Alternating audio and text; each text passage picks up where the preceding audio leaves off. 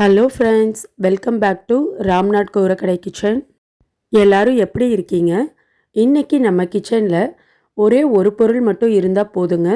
சட்டுன்னு 5 நிமிஷத்தில் செய்யக்கூடிய ஒரு ஸ்வீட் ரெசிபி தாங்க பார்க்க போகிறோம். ஆமாங்க, அந்த ஒரு பொருள் பஞ்சாமிர்தம் தாங்க.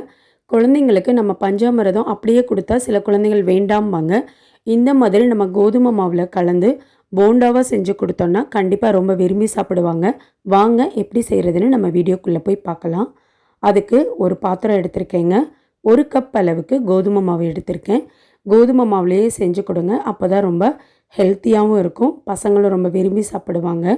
இப்போது 1 கப் கோதுமை மாவுக்கு 1 கப் அளவுக்கு நான் பஞ்சாமிர்தம் எடுத்திருக்கேங்க. இப்போது பஞ்சாமிர்தம் நம்ம 1/2 கப் எடுத்தோன்னா 1/2 கப் கோதுமை மாவு எடுத்துக்கணும். நம்ம எந்த கப்பில் எடுக்கிறோமோ அந்த கப்பில் தான் ரெண்டையுமே நம்ம மெஷர் பண்ணிக்கணுங்க. இப்போ பஞ்சாமிர்தத்தை கோதுமை மாவோட சேர்த்துக்கலாம். தண்ணி உடனே சேர்க்கக்கூடாதுங்க. ஃபஸ்ட்டு கோதுமை மாவோட பஞ்சாமிர்தம் ரெண்டுமே நல்லா மிக்ஸ் பண்ணியாச்சு. அதுக்கப்புறம் கொஞ்சமாக தண்ணி சேர்த்துக்கணும். நிறைய தண்ணி சேர்த்திட்டிங்கன்னா நிறைய எண்ணெய் குடிச்சிருங்க போண்டா, அதனால் கொஞ்சமாக தண்ணி சேர்த்துக்கணுங்க. பாருங்கள், இந்த அளவுக்கு நல்லா பிசைஞ்சு எடுத்தாச்சு. இந்த கன்சிஸ்டன்சியில் இருக்கணுங்க.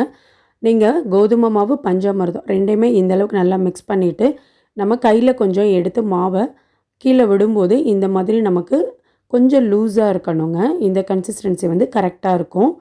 நமக்கு பஞ்சாமிர்தத்துலேயே நிறைய ஸ்வீட்னஸ் இருக்குங்க. அதனால் நம்ம எக்ஸ்ட்ரா எதுவுமே சுகரோ இல்லை நாட்டு சர்க்கரையோ எதுவும் ஆட் பண்ண தேவையில்லை. இப்போ நம்ம எண்ணெயில் பொரித்து எடுத்துடலாங்க. இப்போது போண்டா பொரிக்கிறதுக்கு தேவையான அளவு நான் எண்ணெய் வச்சுருக்கேங்க. எண்ணெய் நல்லா சூடானதுக்கப்புறம் நம்ம பக்கத்தில் தண்ணி வச்சுட்டு அதுக்கப்புறம் தண்ணியை தொட்டுட்டு கொஞ்சம் கொஞ்சமாக நம்ம பிசைஞ்சு வச்சுருக்க மாவை எண்ணெயில் போட்டு எடுத்துக்கலாங்க. நம்ம கொஞ்சமாக தண்ணியை கையில் நனைச்சிட்டு அதுக்கப்புறம் நம்ம மாவு எடுத்து கொஞ்சம் கொஞ்சமாக சேர்க்கும் போது கையிலையும் நமக்கு மாவு அதிகமாக ஒட்டாதுங்க. அதுக்காக தான் இந்த ஸ்டெப்பு. உங்களுக்கு வேண்டான்னு நீங்கள் ஸ்கிப் பண்ணிக்கலாம். சின்ன சின்ன பால்ஸாக போட்டு எடுத்துக்கலாங்க. குழந்தைங்களுக்கு நம்ம இந்த மாதிரி கொஞ்சம் வித்தியாசமாக செஞ்சு கொடுக்கும்போது ரொம்ப விரும்பி சாப்பிடுவாங்க. இப்போது ஒரு பக்கம் நல்லா வெந்துருச்சுங்க. இன்னொரு பக்கம் நம்ம நல்லா திருப்பி போட்டுக்கலாம். அடுப்பை மீடியம் ஃப்ளேம்லேயே வச்சுக்கோங்க. அவ்வளோதாங்க. இப்போது நல்லா எண்ணெயோட சலசலப்பு கொஞ்சம் அடங்கிருச்சு. இப்போ இன்னொரு பக்கம் நான் திருப்பி போட்டுக்கிட்டேன். ஒரு பக்கம் அடுப்பில் டீ வச்சுட்டு சட்டுன்னு 2 நிமிஷம் தான் அதிகங்க, செஞ்சு கொடுத்துர்லாம். ஈவினிங் ஸ்கூல் விட்டு பசங்க வரும்போது இது மாதிரி செஞ்சு கொடுத்தா ரொம்ப விரும்பி சாப்பிடுவாங்க. நம்மளுமே ஒரே மாதிரி செய்யாமல் கொஞ்சம் இந்த மாதிரி வித்தியாசமாக செஞ்சு சாப்பிட்லாங்க. இந்த போண்டா நீங்கள் பஞ்சாமிர்தத்தில் தான் பண்ணியிருக்கீங்களா அப்படின்னு பசங்க கேட்பாங்க. அந்தளவுக்கு கொஞ்சம் வித்தியாசமான ஸ்வீட் ரெசிப்பியாக இருக்குங்க. இப்போ நம்ம எண்ணெயில் பொரிச்ச எல்லா போண்டாவையும் பிளேட்டில் எடுத்து வச்சாச்சுங்க. இப்போ ஒரு போண்டா எடுத்து காட்டுறேன் பாருங்கள். நல்லா நமக்கு வெந்திருக்கு. உள்ளே நமக்கு நல்லா சாஃப்டாக இருக்குது பாருங்கள்.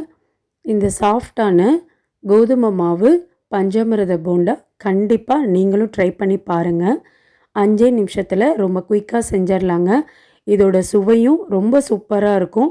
ஒரு தடவை செஞ்சு பார்த்தீங்கன்னா திரும்ப திரும்ப கண்டிப்பாக செஞ்சு பார்ப்பீங்க. நீங்கள் நம்ம சேனலை இப்போ தான் ஃபர்ஸ்ட் டைம் பார்க்குறீங்கன்னா ராம்நாத் கூரக்கடை கிச்சனை சப்ஸ்கிரைப் பண்ணிக்கோங்க.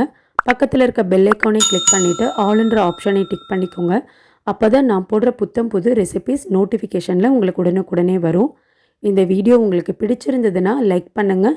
உங்கள் ஃப்ரெண்ட்ஸ் அண்ட் ஃபேமிலிக்கும் ஷேர் பண்ணுங்கள். இனி நான் வேறு ஒரு இன்ட்ரெஸ்டிங்கான ரெசிப்பியில் உங்களை நான் பார்க்குறேன். தேங்க்யூ ஃபார் வாட்சிங் ஃப்ரெண்ட்ஸ்.